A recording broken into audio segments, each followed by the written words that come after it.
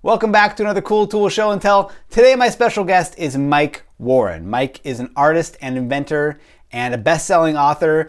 He's published hundreds of open source guides on 3D printing and laser cutting and chainsaw blenders and flame-throwing skateboards. He's got 5 books that he's published on making and engineering. His latest one is called Maker.Wild and it's due out for Father's Day of 2021. Mike, thanks for joining us again. And what did you bring to show us today? Might seem a little pedestrian, but it's the one horsepower palm router, and this has had a little bit of a comeback because I've made a new attachment for the base. So routers, as you know, have a bit in the bottom here. You can run it along a plane, chamfer an edge, put some sort of detail profile on, whatever you like. But what I use this for mostly is actually planing down wood. So one of the things I built for it is this plywood sled, and it goes on top like this. And then you can run your router over a piece of stock and actually level the top of the stock. And cut to here, some B-roll I'm going to have of me doing that on one of my projects, the sliced wood coasters.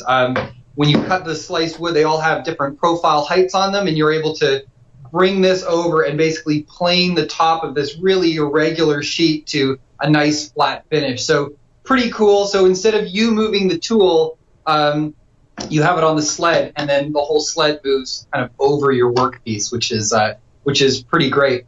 The other little fun thing I've done with it is most of the time with the router, the workpiece is stationary and you're moving the tool over the workpiece. But instead, I've actually cut a hole in my my workshop table here, and I mount this underneath, and so the tool stays stationary, and I'm able to move the piece around the tool. So I've turned my palm router into kind of a router table station. So here we are. This is my workbench here. It's just a really cheap MDF workbench, and I've cut this square hole, and this fits my router perfectly inside it like this. So the mount it onto the table, and then your workpiece or your fence gets up here, and then you've got sort of a makeshift router table. What's cool about this is I didn't have to invest or even build a new router table. I'm using my existing workbench. So saving a couple $100 instead of having a router bench and a router, I've just got a hand router, and I just modify sort of my tools that I have here to get them to work the way I want them to. All right, I got 2 questions for you. First question is there something about that particular palm router size that makes it more manageable to fit into the kinds of like jigs and things that you've designed? Because I have a DeWalt router, it's a bigger router, and I feel like the base plate is a little less compact compared to what you've got. I've got another question too, but answer that one first. Sure. Yeah, definitely. This is a small palm router, so there's no plunge feature on this. Really bare bones, which is kind of what I like. I feel like the more bare bones you have with a router like this, the more attachments you can kind of have and modify on your own. Now, this one is very underpowered for probably a lot of furniture making. If you're making tables and chairs and that kind of stuff, you're going to want a beefier router than this, and a plunge router is probably the right tool for that. But for a lot of the jobs I do here, smaller work, small passes, this guy is great. And that small form factor, you're right, it gets into smaller places and able to have kind of easier time attaching to different configurations that I have here at home. What can people expect to pay for something like this if they're just starting to get into using a smaller router?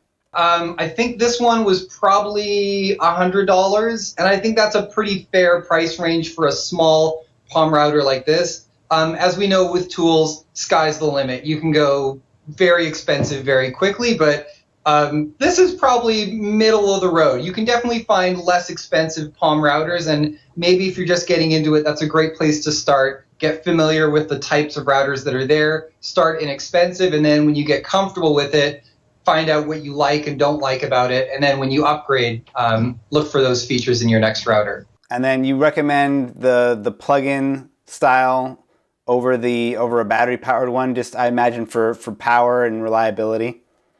Battery power is great, and I have some battery-powered tools, but I feel like halfway through a routing job is not the time you want to be monkeying around with batteries and, stopping the work. It's one of those things that when I'm in the zone, I want to start and finish the job at once. So corded for me for this machine for sure. And then when you have it in router table mode, you've mounted it, and so you're probably taking the edges off of work, or what's the main advantage for you when you've got it mounted upside down for you to be able to pass a work over it? Great question. It's usually the size of the piece I'm working with. So if it's really small, you're going to have a hard time, if your work piece is really small, moving the tool around, your box if it's really small. So it's good to have the tool stationary, and you can have both hands on your work piece and then really move it around the tool the way you want.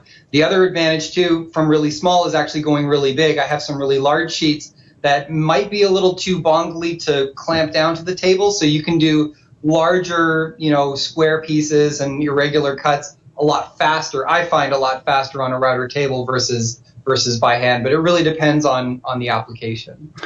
That's a good point. I hadn't thought about if you're having the router table really worked into your workbench, you've got a larger space to be able to rest something on rather than a smaller table that you'd have to fit or rig up something so that you've got more room.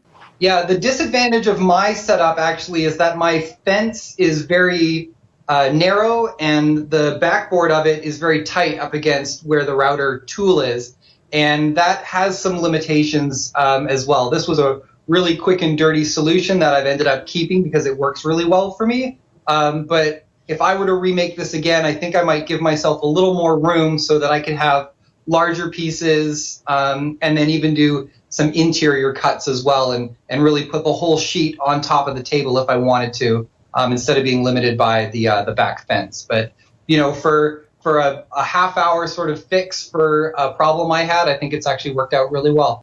All right, Mike, a great recommendation. Thanks again for sharing it. You can find more information about this tool and about Mike down in the description for this video, and you can find thousands of reader recommended tools like these at cool-tools.org.